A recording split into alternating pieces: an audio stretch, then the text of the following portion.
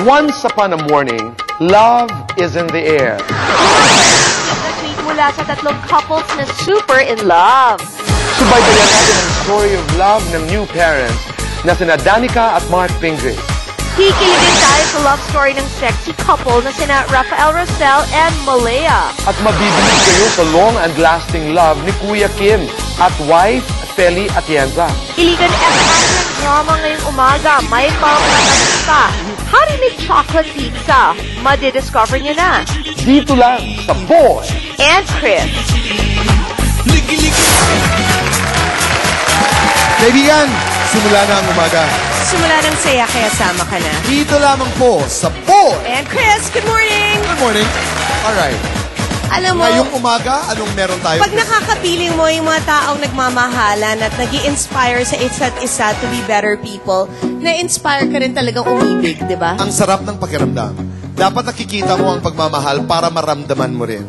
And that's the important thing about falling in love and not showing off, but showing other people that yes, love does happen.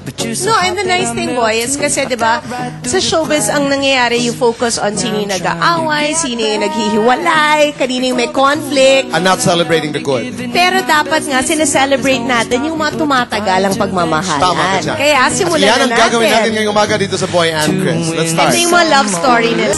Next, boy, sino yung next Okay, couple? couple number 2. Once upon a time, a gorgeous guy and a beautiful girl got to know each other aba sa pamamaraan po ng texting. And when they finally met, sa isang convenience store po sa ABS-CBN, natorpe pa si guy at iniwan agad si girl.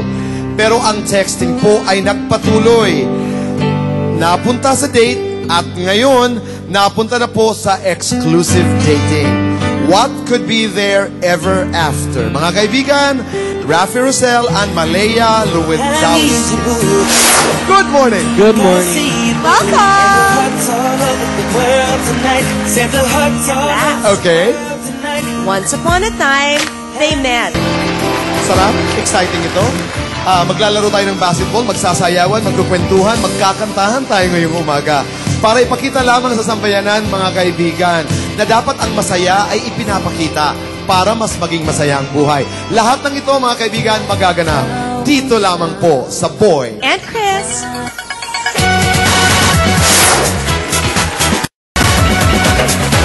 Kami nagbabalik po dito sa Boy and Chris. Kasi umpisa Yun natin yung ang kwento baby. ni Nika at saka ni Mark. Yes.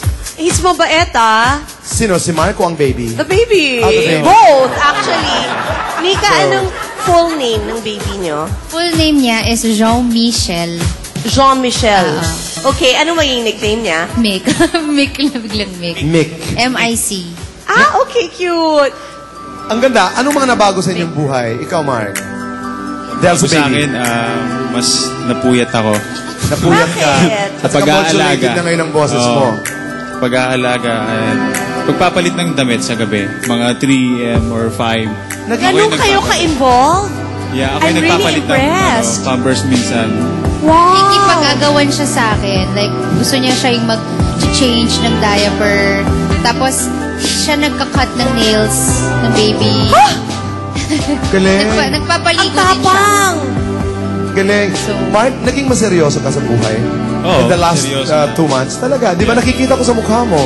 Dati, binibiro mo madalas si Nika. Ngayon parang kakaiba na. Nika, ikaw, anong mga adjustment now that he's here? Lahat. Kasi like kanina nga, di ba, we were talking about yung even yung place kung saan kami nagsistay. Parang maiisip mo na kung conducive ba para sa kanya. How do you ask this question? You went through postpartum. Ano ba ang ano niyan? Hindi, ano yung mga nag-postnatal blues ka ba? Yeah, akala ko nga hindi. Kasi hindi ko alam kung bakit. Maybe because I was expecting a normal delivery, tas na-cesarean ako. So, for 3 straight days, umiiyak lang ako. Wait. Iyak lang. So, Did you go through that? anytime, Feli, did Feli? you go through it? Not so much, not really. Not really. Wala. But there's a lot of pressure because as you know, when you right after you have your child, people expect you to be payat. You have to look good.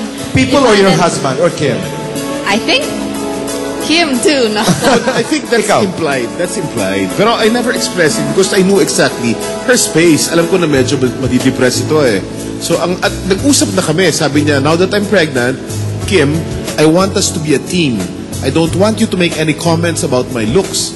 About how I... Mabuti yun. Ang Sinabi pinag-uusapan. niya. Oo. Mabuti yun. At habang pinag-uusapan natin ito, anong inyong pakiramdam? Malaya at Rafi. Talagang nakikinig kayo ng gusto pa namin. Kasi I'm sure, even if you're just exclusively dating, napag-uusapan nyo na, uy, if we have kids, how many boys do you want? How many girls? Mga ganun, di ba? Actually, ako personally, ever since I was younger pa, I sound so old saying that.